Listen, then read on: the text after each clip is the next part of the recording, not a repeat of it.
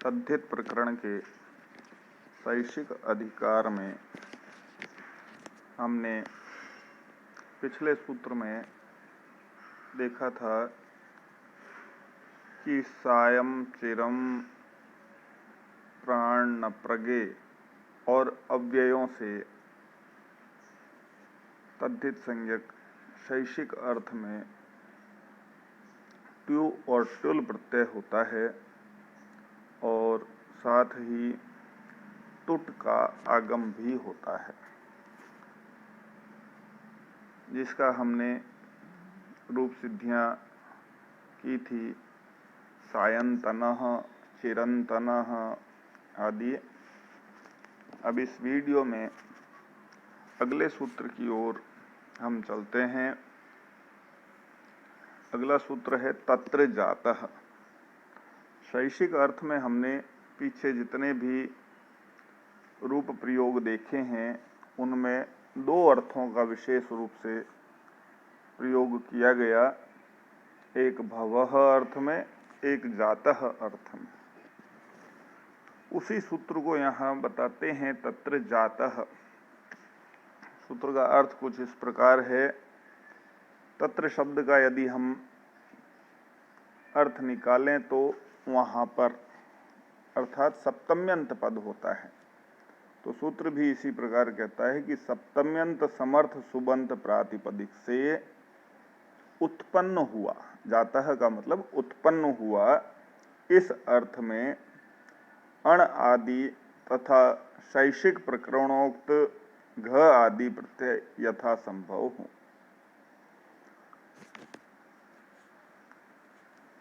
अण प्रत्यय हमने अपत्य अधिकार आदि में देखा था।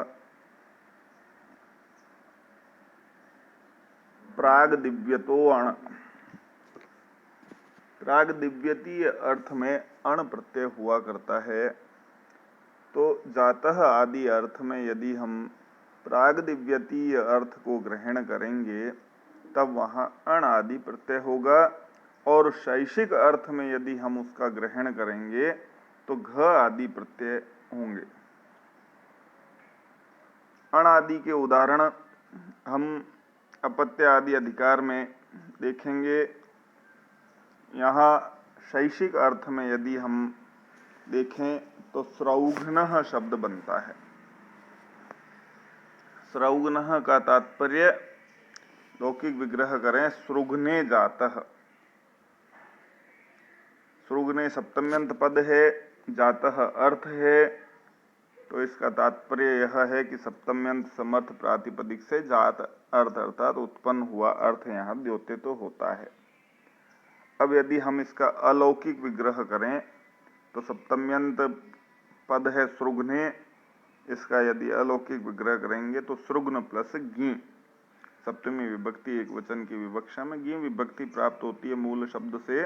तो सृघ्न यहाँ मूल शब्द है, गी सप्तम्यंत विभक्ति है।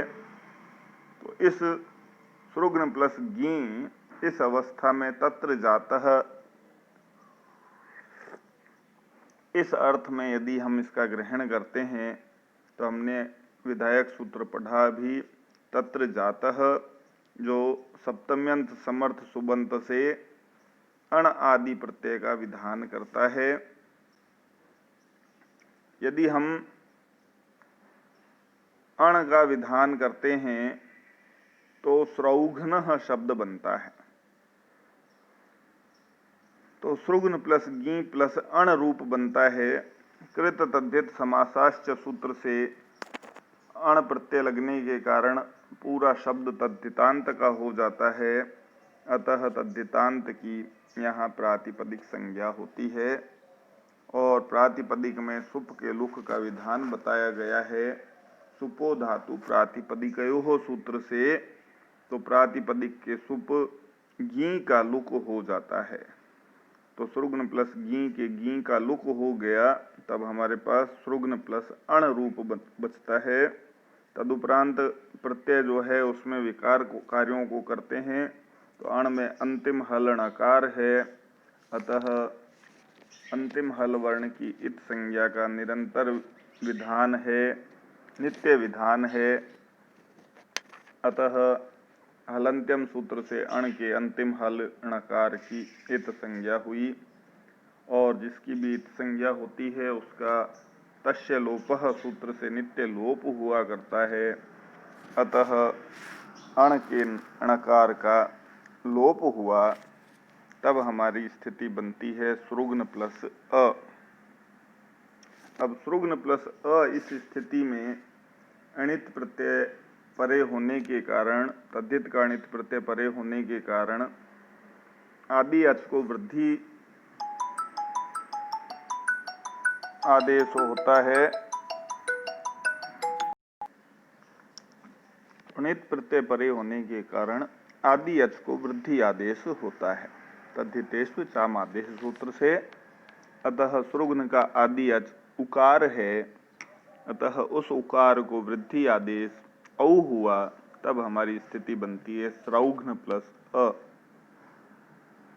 तदुपरांत यस्येति च सूत्र से तद्धित प्रत्यय परे होने पर भ संज्ञक टी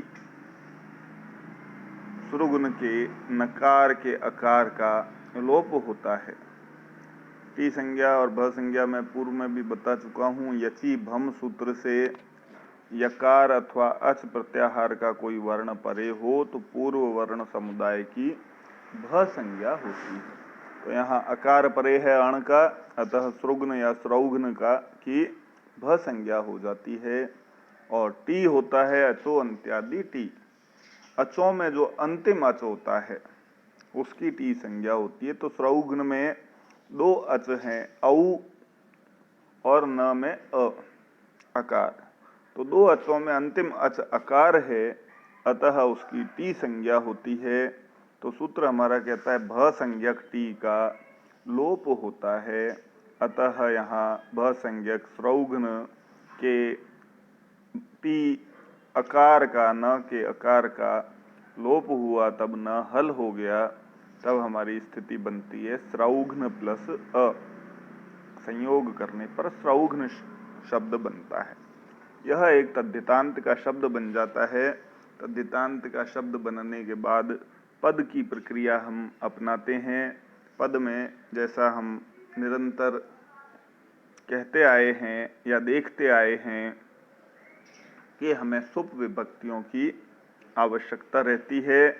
सुप विभक्तियों में 7 विभक्तियां होती हैं। 7 विभक्तियों के प्रत्येक के एक वचन, द्विवचन और बहुवचन प्रत्ययों का विधान कहा गया है। अतः जिस भी विभक्ति में हमें अभीष्ट हो उस विभक्ति में या मूल पद की जिसमें विवक्षा कही गई है उसी में प्रत्यय का ग्रहण किया जाता है या उसी के अनुरूप प्रत्यय का ग्रहण किया जाता है। अतः सु औ जस इत्यादि सूत्र के साथ सुपः, प्रत्ययः, परश्च और ज्ञाप प्रातिपदिकात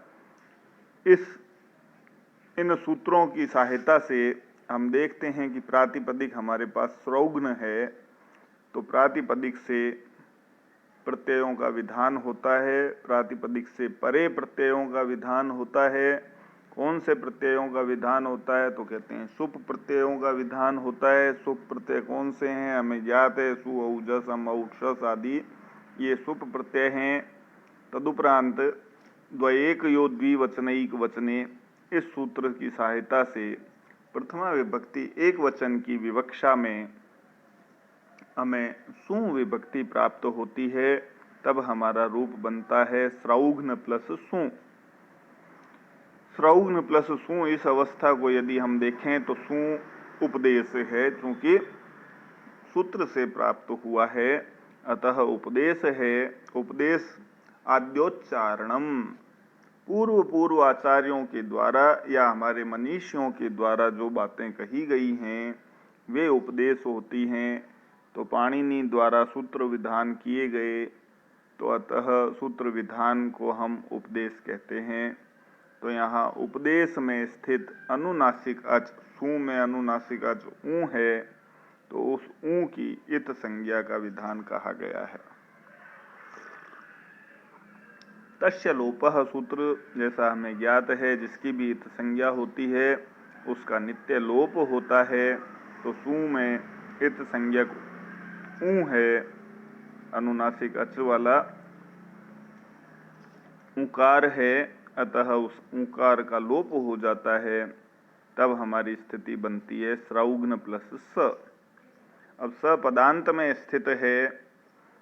पदांत का तात्पर्य ज्ञात रहना चाहिए, क्योंकि कोई भी परीक्षा होती है उसमें पद संज्ञा आदि के बारे में जानकारी लेते हैं। तो पद कहते हैं सुप्तिगंतम पदम, जिससे सुप प्रत्ययों का विधान किया गया हो वह पद संज्ञक होता है, एक बात। दूसरी बात, जिनसे तिंग प्रत्ययों का विधान होता है उनको पद कहते हैं। तो तिंग प्रत्यय जिसके अंत में लगे हों या सुप प्रत्यय जिसमें लगे हों, ऐसे शब्दों की पद संज्ञा होती है। तो यहाँ सुप प्रत्यय का सू लगा था और सू का सकार है, इसलिए यह स्रौघ्न प्लस स क्या हुआ, पद संज्ञक है। अतः पदांत सकार होने के कारण ससजु सो रू सूत्र से पद के अंत में स्थित होने के कारण सकार को रू आदेश होता है, तब हमारी स्थिति बनती है स्रौघ्न प्लस रू। अब पुनः रू चूंकि उपदेश है और अनुनासिक अच वाला है, अतः उपदेशेज अनुनासिक इत सूत्र से अनुनासिक अच की इत संज्ञा हो जाती है। तब हम देखते हैं कि हमारी स्थिति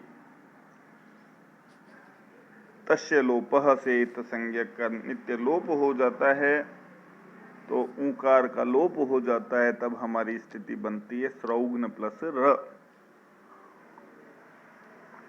अब र यहाँ विराम में स्थित है, अतः विराम में स्थित वर्ण की अवसान संज्ञा का विधान कहा गया है विरामोवसानम सूत्र से। तो विराम में स्थित होने के कारण रेफ की अवसान संज्ञा हो जाती है, और खर वसान्योर विसर्जनीय सूत्र से अवसान संज्ञक रेफ को विसर्ग आदेश हो जाता है, तब हमारी स्थिति बनती है स्रौघ्न। तो यह प्रथमा विभक्ति एक वचन की विवक्षा में स्रौघ्न की स्थिति जो बनती है वह किन किन प्रक्रियाओं के अंतर्गत बनती है। बारंबार मैंने यही कहा है कि हम 3 चरणों को यदि अच्छी तरह से समझ लेते हैं कि सर्वप्रथम तो हम देखते हैं कि जो पद सिद्ध करना होता है उसका लौकिक और अलौकिक विग्रह किया करते हैं। तदुपरांत हम विधायक सूत्र द्वारा प्रत्यय की प्राप्ति करते हैं, और प्रत्यय की प्राप्ति के जो सूत्र हैं उन सूत्रों को लगाते हुए एक नवीन पद का सृजन होता है, और वह नवीन पद प्रातिपदिक संज्ञक होकर के सुप आदि विभक्तियों से युक्त होकर के हमारे पद का निर्माण करता है। ऐसी स्थिति में हम एक पद का निर्माण कर लेते हैं। जिस भी विभक्ति में, जिस भी वचन में हमें शब्द को सिद्ध करना है या पद को सिद्ध करना है, उन विभक्तियों के वचनों के प्रत्यय का हम ग्रहण करते हैं और उन प्रत्ययों में किए जाने वाले कार्यों को करते हुए हम पद का निर्माण कर देते हैं। यह प्रक्रिया हमें निरंतर ध्यान रखनी चाहिए।